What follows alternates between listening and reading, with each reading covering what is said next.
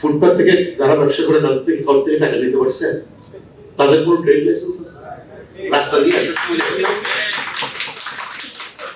আপনি তো চাকরি ছিলেন, ইউ বিলংস টু চিরগনিয়া, নাকি আপনি চাকরির বাইরে? চিরগঞ্জে পড়ছেন, তো আপনি চিরগের বাইরে কথা বলেন কেন? আপনি কথা বলবেন সবসময় চিরগঞ্জকে first, Chirganj to be the first for you. Income ট্যাক্সের ক্ষেত্রে আমরা খুব কাছাকাছি, কাজটা প্রায় শেষ পর্যায়ে, এখন পাইলটিং হচ্ছে। আগামী বছর আমরা বলেছি আমরা কর্পোরেট ট্যাক্সটাকেও অনলাইনে নিয়ে আসব।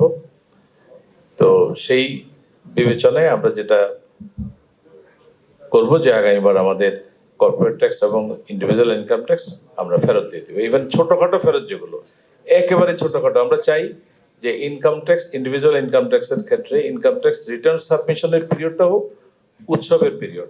ট্যাক্স পেয়াররা বুঝবেন আমি ট্যাক্স রিটার্ন দিলে কিছু টাকা আমার অ্যাকাউন্টে ফেরত আসবে, সো আমি রিটার্ন দেবো।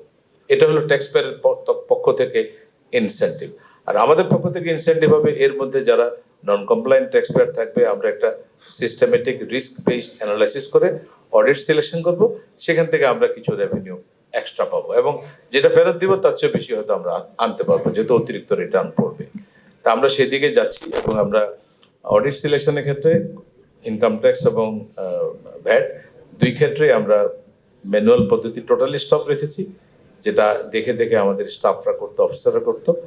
আমরা ইদানিং 600টার মতো ভ্যাট অডিট আমরা সিলেক্ট করেছি এবং সেখানে অ্যাবসলিউটলি 20টা রিস্ক ক্রাইটেরিয়া বেসিসে করেছি। আমাদের এসএ-কোডে যদি 1993 থেকে আমরা ব্যবহার করছি, সব হিস্ট্রিক্যাল ডাটা আছে, কোন ট্যাক্স পেয়ারের বিহেভিয়ার কেমন, উনি কতটা কমপ্লায়েন্ট, এগুলো সবই আছে। ওগুলোর বেসিসে আমাদের অটোমেটেড সিস্টেম থেকে এটা হবে। আমরা অথরাইজড ইকোনমিক অপারেটরকেও ফুললি ফাংশনাল করেছি এবং অথরাইজড ইকোনমিক অপারেটরের লাইসেন্স প্রক্রিয়াটাকে আমরা দ্রুত দেওয়ার চেষ্টা করছি এবং কয়েকটা লাইসেন্স দিয়েছিও বেশ কিছু। তো এটা যদি আপনারা ইউজ করেন তাহলে আপনাদের ইনফ্যাক্ট সেলফ অ্যাসেসমেন্টে আপনারা নিয়ে আসতে পারবেন। এখানে অন্তত টেম্পোরারি বেসিসে একটা করেন, যেই টেস্টগুলো সার্বক্ষণিকভাবে হয়ে থাকে সেই টেস্টগুলো এখানে করার জন্য কিছু ইকুইপমেন্ট এনে আপনারা টেম্পোরারি হলে এই ব্যবস্থাটা করেন দয়া করে। এটা করলে অন্তত কিছুটা রিলিফ পাবেন। এরপরে আপনারা যে ইয়েটা করছেন, এই মাল্টিস্টোর বিল্ডিং করছেন আপনারা কাস্টম হাউস ভেঙে, তো সেখানে আমি অনুরোধ করব এই ল্যাব টেস্টের প্রভিশনটা রাখার জন্য, যেন ল্যাব টেস্টের জন্য কাস্টম হাউসের বাইরে যেতে না, সব ল্যাব টেস্টগুলো এখানেই হয়, চট্টগ্রামে এবং কাস্টম হাউসেই, কাস্টম অফিসারের তত্ত্বাবধান। তাহলে কিন্তু এই যে সময়, এবং তাহলে হয়তো 24 ঘন্টার মধ্যে রিপোর্টটা পেয়ে যাবে, তাহলে তাকে আর ড্যামারেজ গুনতে হবে না। কোর্টও বলতে পারবে না যে আমার মাল ক্লিয়ার হচ্ছে না, আমার মাল কোর্টে মাল জমা হয়েছে। এখন কোর্ট সবসময় বলে যে মাল সঠিক সময়ে মাল ক্লিয়ার হচ্ছে না, আমাদের মাল হচ্ছে, আমাদের অসুবিধা হচ্ছে, এবং দে আর রাইট। এখন তাহলে এই যে কাস্টম এবং কোর্টের যেই টানাপড়েন, এটা তো আমাদের দূর করতে হবে। আপনার মধ্যে একজন সুযোগ্য মানুষ পেশিয়ার হওয়া মানে খুব বড় কথা। আপনি 3,70,000 কোটি টাকা আপনি ট্যাক্স আশা করছেন। এখন আপনাকে আমির খসরু মাহমুদ চৌধুরী এবং ফাইন্যান্স সেক্রেটারি দুজনে বলতেছেন, না রে ভাই আপনার কিন্তু রাস্তা নাই, 6 লক্ষ কোটি টাকা নিয়ে আসতো। ফুটপাথ থেকে যারা ব্যবসা করে তাদের থেকে কম থেকে টাকা নিতে পারছে? তাদের কোনো ট্রেড লাইসেন্স আছে? রাস্তা দিয়ে আসার সময় দোকানদার যে দোকান খুলে যে আমাদের গালি মারতেছে, আমি কিন্তু পাবলিক পলিটিশিয়ান না, ওরা কেন বুঝে মারতেছে আমি জানি না। আপনি দেখেন ফুটপাথের লোকজন কিন্তু টাকা একটাও দিতে হয় না। কলকাতায় গেলাম, একটা চা খেলাম, তাহলে বিশ্বাস করবে না, আমি চাইলাম যে আমার মানে কিভাবে টাকা দেবো, বলবে না টাকা এখন এভাবে ক্যাশ টাকা দেওয়া যায় না, চায়নাতেও দিতে পারবেন না, ইউপে আইপে এইসব।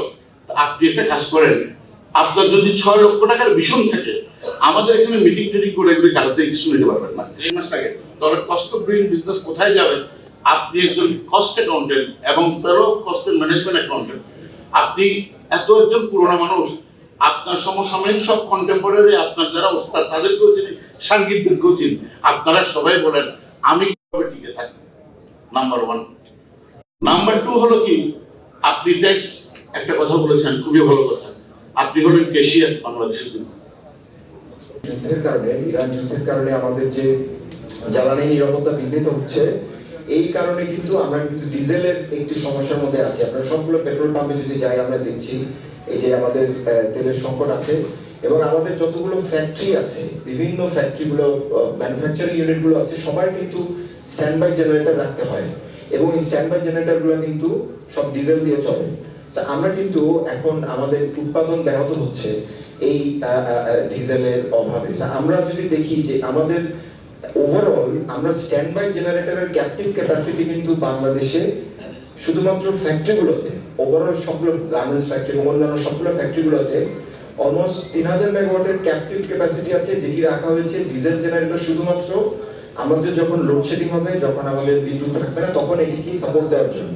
এবং অন অ্যান অ্যাভারেজ সেটি 4 থেকে 5 ঘন্টা করে, কিন্তু আর কোনো কোনো জায়গায় আরো বেশি এখন কিন্তু অন অ্যান অ্যাভারেজ আমাদের কিন্তু এটি ইউজ করতে হচ্ছে, যেটা কিনা সাপ্লিমেন্টারি এন্ড কাস্টমস ডিউটি ছিল অ্যারাউন্ড 25%।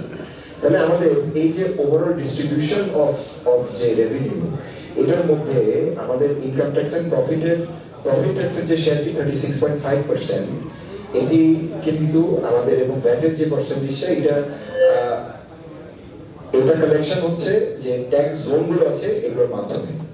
এই ট্যাক্স জোনগুলো আমরা যদি দেখি যে আউট অফ টোটাল, এখন বাংলাদেশে টোটাল 40টি ট্যাক্স জোন আছে। এই বছরে 2025-এ 9টি নতুন ট্যাক্স জোন অ্যাড হয়েছে, এর আগে ছিল 31 ট্যাক্স জোন। তার মধ্যে কিন্তু 15টি ঢাকায় এবং 6টি চিটাগংয়ে। তার মানে আউট অফ 40 আমাদের টোটাল ট্যাক্স জোনের অলমোস্ট 50% কিন্তু হচ্ছে ঢাকা এবং চিটাগংয়ে। সো আমরা যদি আমাদের ট্যাক্স জোনগুলোকে, আমাদের যে 64টি জেলা আছে, অফকোর্স অন্যান্য জেলাগুলোও বাকি ট্যাক্স জোনগুলোর আন্ডারে, 19টি ট্যাক্স জোনের আন্ডারে, বাট এগুলোকে ক্লাবিং করা আছে। সো সরকার যদি এই ধরনের পদক্ষেপ নেয়, যেরকম 2025-এ নতুন ট্যাক্স জোন অ্যাড করা হয়েছে 9টি, এভাবে যদি প্রত্যেকটা জেলাতেই যদি ট্যাক্স জোন আমরা অ্যাড করতে পারি, অ্যাট দ্য সেম টাইম উপজেলাগুলোকে যদি ওই ট্যাক্স জোনের আন্ডারে সার্কেলে নিয়ে আসা যায়, আমাদের এরকম প্রত্যেকটি উপজেলাতে উপজেলা কর্মকর্তা আছে, শিক্ষা অফিসার আছে, এভাবে যদি আমরা প্রত্যেকটা উপজেলাতে কিন্তু আমাদের কোনো কর্মকর্তা নেই, তো এভাবে যদি আমরা আসলে এটিকে ব্যাপকভাবে নেটওয়ার্কিংটা যদি আমরা একটু উপজেলা লেভেলে আমাদের ট্যাক্স এবং ভ্যাটের যে কার্যক্রম, এটাকে যদি আমরা উপজেলা লেভেলেও আমরা যদি নিয়ে যাই এবং বাংলাদেশের সবগুলো জায়গায় যদি আমাদের এই নেটওয়ার্কিংটা বাড়ানো যায়, this diesel is appropriately we can produce in our factories. এই 12টা ফ্যাক্টরির বর্তমান মূল্য হচ্ছে 1500 কোটি টাকা, এবং তার এমপ্লয়মেন্ট ক্যাপাসিটি হচ্ছে 2000, প্লাস এর সাথে রিলেটেড যে ট্রান্সপোর্ট সেক্টর, বাউজার্স অথবা ট্যাঙ্কার্স যারা রিভারাইন দিতে যায় তারাও আছে। কিন্তু ডিজেল যে জাতীয় যে জ্বালানি নিরাপত্তা, যেটা আমাদের পলিসি, সেখানে আমরা এই 12টা ফ্যাক্টরিকে বন্ধ করে রেখে আমরা যদি জাস্ট স্ট্র্যান্ড রিফাইনারি চলতে চাই, সেকেন্ড প্রজেক্ট কথা ছিল ফ্রেঞ্চ কোলাবোরেশনে, সেটাও নাই। এই ক্রাইসিসে বোঝা গেছে হাউ ভালনারেবল উই আর। চৌকির প্রত্যেকটা আমি তো অনেক সেক্টর বলবো, খালি লিফটে আপনার বাড়ি যদি 15 তলায় হয় বা 9 তলায় হয়, এবং আমরা যে হার্টে অসুস্থ হই, ডিজেল ছাড়া ওই জেনারেটর চলবে না। প্রতিটা শহর একটা পলিটিক্যাল ইস্যু হবে। আর একটা হচ্ছে আমার মাঠে, এখন আমার ক্ষেতের মধ্যে জাস্ট কিছুদিন পরেই আমার ধানের ফুলটা আসবে। এই ডিজেল দিয়ে আমি ইরিগেট করতে না পারি, পানি যদি না পাই, এই গাছ 3 দিনের মধ্যে চলে যাবে। সুতরাং we are on the verge of any collapse anytime, which might turn to a political issue, which might turn to a very big cartoon থেকে শুরু করে সবকিছু অ্যাকচুয়ালি আমরা সাপ্লাই দিই, খালি গার্মেন্টস স্টিচ করে। কিন্তু আনফর্চুনেটলি অ্যাকচুয়ালি গার্মেন্টস ফ্যাক্টরিতে যেভাবে একটা সম্মান দেওয়া হয়, ওরকম অ্যাসেসরি ফ্যাক্টরিতে সম্মান পায় না। এটা যে একটা কনসিডারেশন আনতেন আপনারা, তাহলে ফ্যাসিলিটিগুলো দিতেন, তাহলে আরো বেটার হতো। তো একবার আমার সাথে একবার বসেছিলাম আমরা কাস্টম হাউসে, এটা আমরা রিকোয়েস্ট করেছিলাম, আপনাদের বলেছিলেন এটা করে দিন। আমাদের ইনসেন্টিভ করলে কিছু তো কমার কি বলে, এটা ফাইন্যান্স কমার্স হয়ে যাবে। আপনি তো আসছেন আমাদেরকে শোনার জন্য, তো মানে আমার হাতে না, ম্যান্ডেটটা হচ্ছে we are always the sufferer. আরেকটা ব্যাপার হচ্ছে যে ভ্যাটের ব্যাপারে বলবো। আজকে আমার আসতে একটু দেরি হলো কারণ আমার একটা ফ্যাক্টরিতে ভ্যাটের লোকরা রেখে দিয়েছে। আমার অফিস থেকে ফোন করলো, আমি পাশের অফিসে বসি, আমাকে ফোন করলো যে এখানে ভ্যাটের লোক আসছে। তো আমি গেলাম, ছিল আমি নিশ্চয়ই আপনি কালকে প্রেশার ক্রিয়েট করাতে ওনারা অ্যাক্টিভ হয়ে গেছে। তা আমি তখন গাড়িতে উঠতেছিলাম, গাড়িতে উঠে আমি সিধা চলে আসলাম আমার ফ্যাক্টরির